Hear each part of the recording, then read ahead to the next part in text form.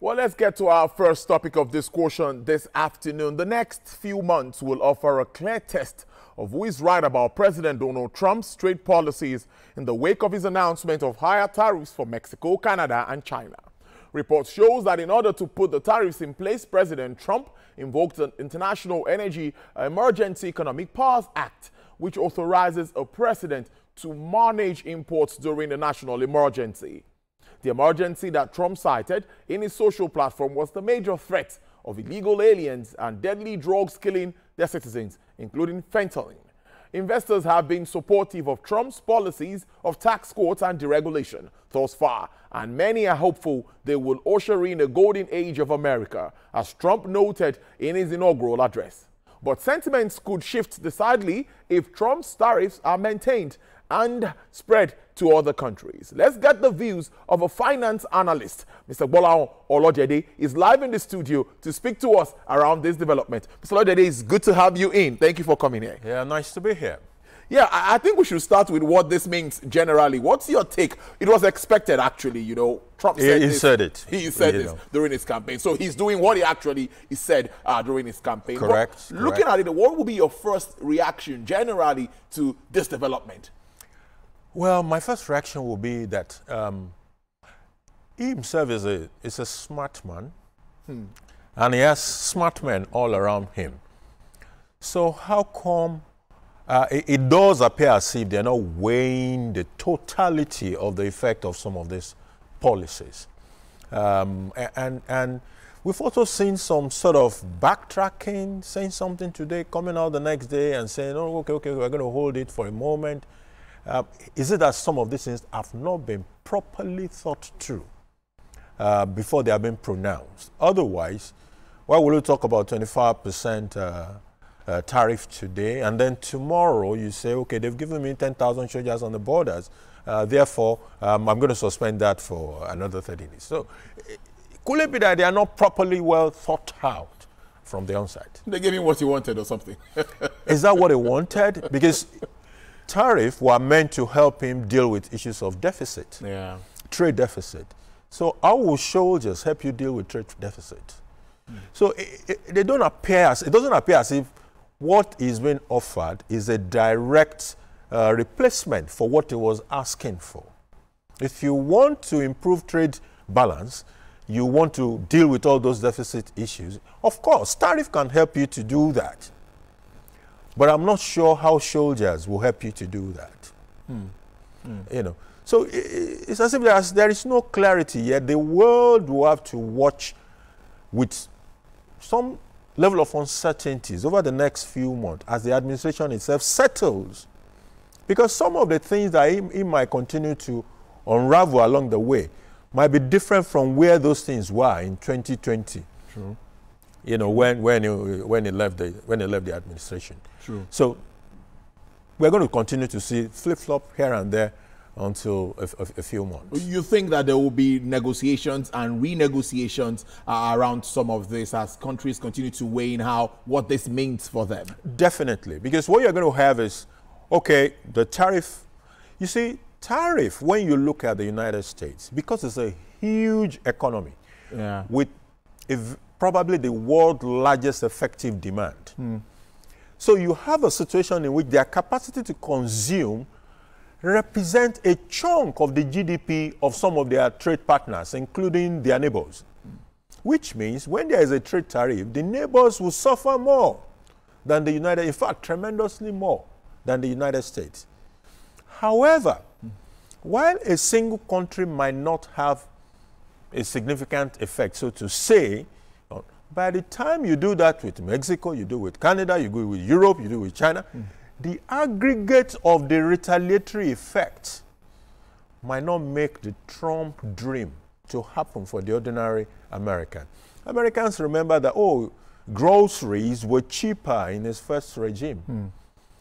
Some of these steps that are being taken right now, by the time the inflationary impact of retaliation start to hit the product that are in the United States, will they be able to get those things that attracted them to the Trump administration in the first instance? That is a fundamental question. And that may lead us in the direction of negotiations and renegotiations over the next few months. it's really a developing story, and it's getting more interesting by the day. Yeah. I'm also looking at this, like, does it also give us an opportunity to look inwards? Because many have also said when things like this happen, it's always an opportunity to have a rethink and see what can happen, looking inwards. How does that also come to you?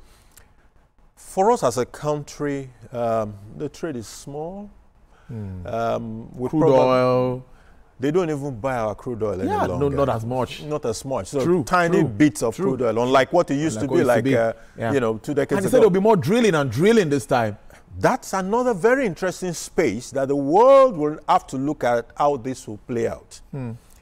Trump doesn't believe in climate warming, all this global warming. He doesn't believe in it. So it's going to be drill, boy, drill all around. Now, there are two sides to look at that. When there is a lot more drilling, then supply should increase. True. And that might depress price. The flip side is to say, look, there has been a lot of problems with fossil fuel, anti-fossil fuel campaigners. And that has started to affect funding for certain fossil fuel projects. Now, the support for anti-fossil fuel campaign is going to suffer a great setback over the next 4 years. And over those 4 years, does it mean that there will now be more financing for fossil fuel? If there is more financing, it could be positive for countries who are discovering new oil assets and all of that, because that means they will be able to get financing and they could be able to rev up production. It now becomes an issue of balancing production and price, because with a lot more production, price will be depressed. But then, if you make more production to cover for the price loss, then you might be in the money. So there is a lot of uncertainties as we all watch how things are going to play out with the Trump administration. No doubt there will be more supply. But will this more supply for us, for in Nigeria, for example, means that there could be more funding for fossil fuel if the guy doesn't give a hoot about anti-fossil campaigners? So if there is more funding, then it could lead to more production, which could compensate for whatever we're going to lose on the price side of things if we tap into it properly. Aluminium, steel, metals, and all of that, percentages are all on this products, and these are some of this. So we have a bit of capacity when it comes to iron and steel. Look at what is supposed to be happening in Ajaokuta and all of that. That's where I'm also looking inwards. Make America great again. Can we also make Nigeria great again? We should make Nigeria great again. We might make it great in a different way. We do not have to follow the Trump way. True. As a matter of fact, we do not have the capacity to follow his ways. We do not. So we now have to look inward and see, what do we need to do better? What do we need to do to curb our reliance on things that are coming from the outside? Are there things we already have inside here that we can develop? One of the things we have that excites me, for example, is lithium. True. The future of vehicles seems to lie in the lithium thing. And we are set to have it in commercial quantities. So while all this is going on, can we roll out, say, a 10-year plan for our lithium asset now? 20-year plan. Where do we intend to be?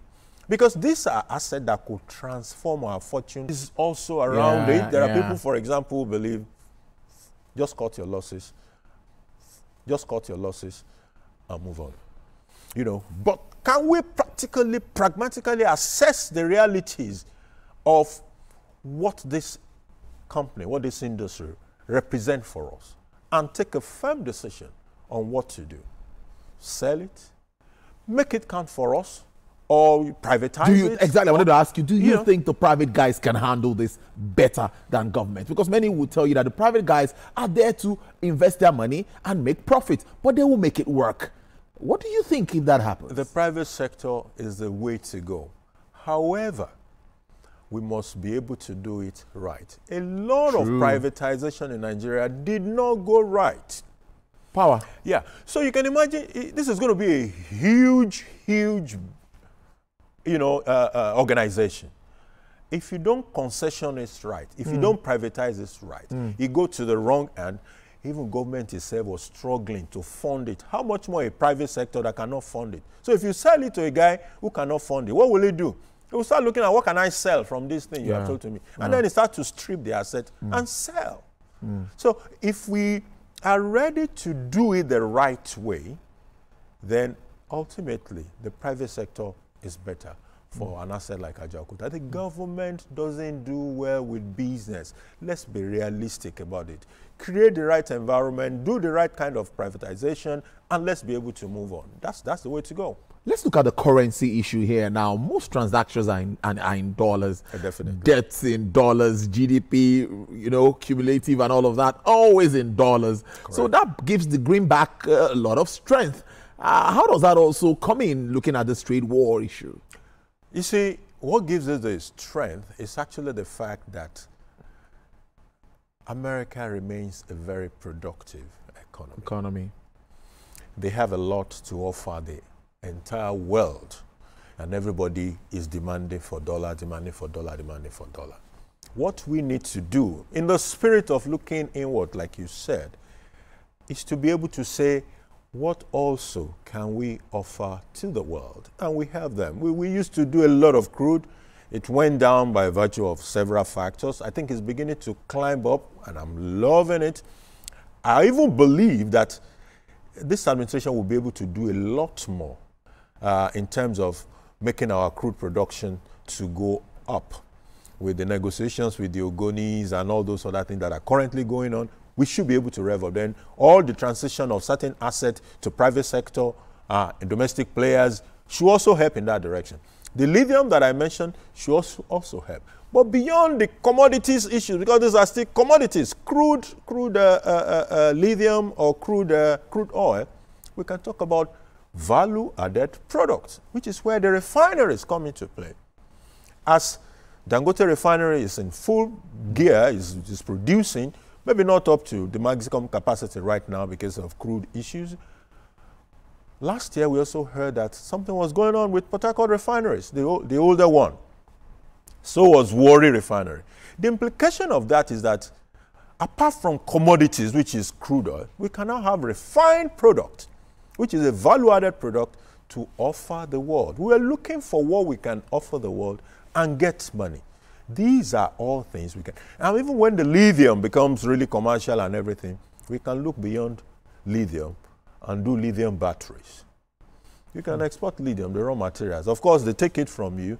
They use it to do the same batteries and send it back to you. You will buy it at a value-add product. So how much we can also produce, not just be a consumer nation, but producing, offering to the world, strengthening the naira, any foreign exchange will help us in the stability of our own currency. The more we look inward, the better for the currency.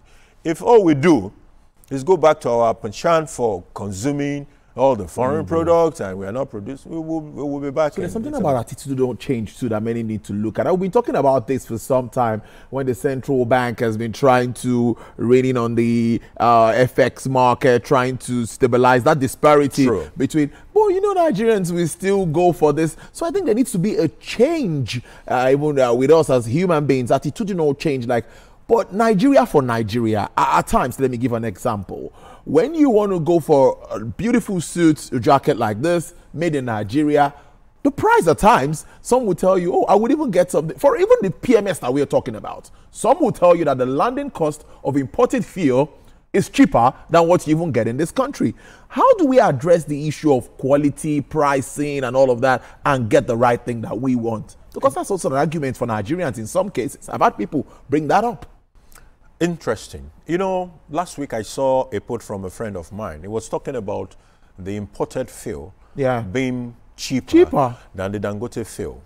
And I remember when I lived in the city of Houston for some years, where I used to buy fuel was about maybe about 3 kilometers to where I live because of the price. Yeah.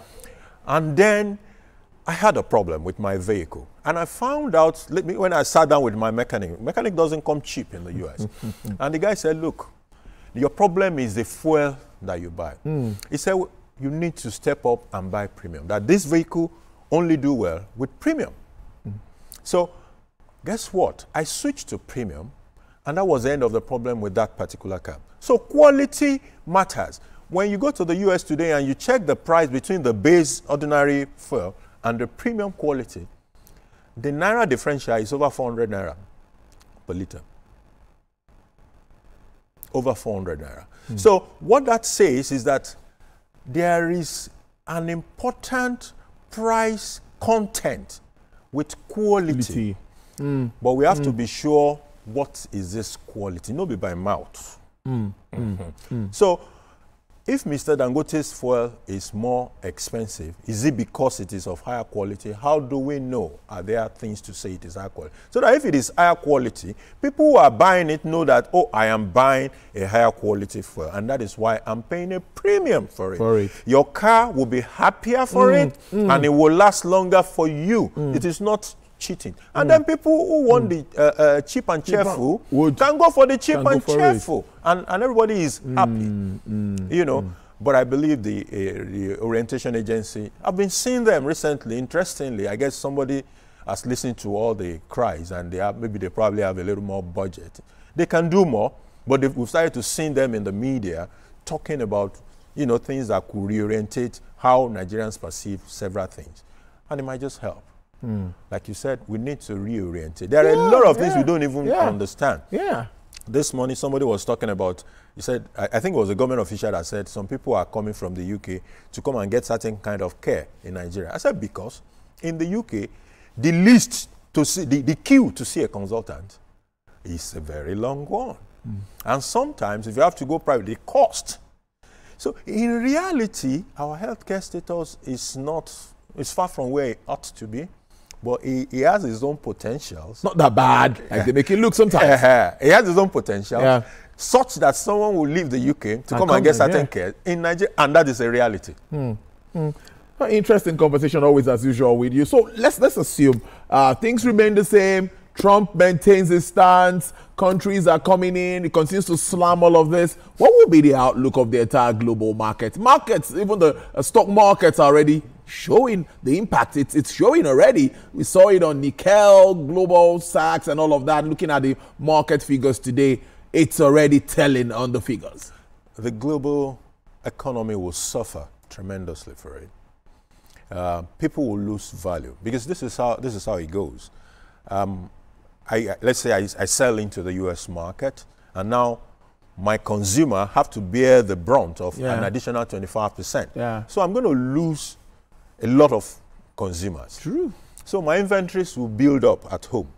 As inventory build up, I lay people off. You know, so I produce less.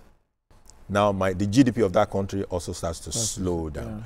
And if that happens across the world, the sad part is that I don't think that the U.S. itself will be immune from it, because the aggregate of retaliatory tariffs will affect the U.S. market in itself. So we are all going to be poorer for a tariff war. And the issue of making America great again may not be as realistic as it appears as a slogan.